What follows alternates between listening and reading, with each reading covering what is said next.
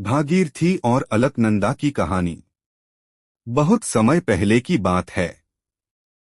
राजा भगीरथ अपने पूर्वजों की मुक्ति के लिए कठोर तप कर रहे थे। उनके पूर्वजों की आत्माएं शापित थीं और उनकी मुक्ति केवल स्वर्ग से गंगा के पृथ्वी पर आने से ही संभव थी। राजा भगीरथ ने वर्षों तक भगवान ब्रह्मा की कठोर तपस्या की। उनकी भक्ति से प्रसन्न होकर ब्रह्मा जी ने गंगा को पृथ्वी पर आने की अनुमति दे दी।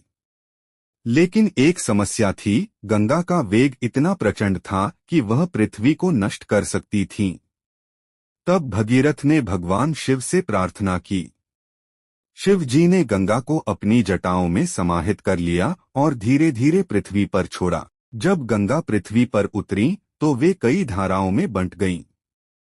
उन्हीं धाराओं में से एक धारा को भागीरथी कहा गया, क्योंकि यह भगीरथ के तप और प्रयास का फल थी।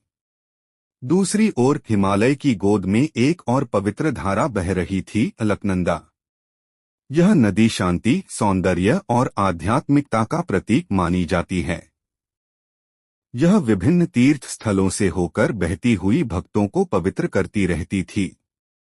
आखिरकार देवप्रयाग नामक पवित्र स्थान पर भागीरथी और अलकनंदा का मिलन हुआ।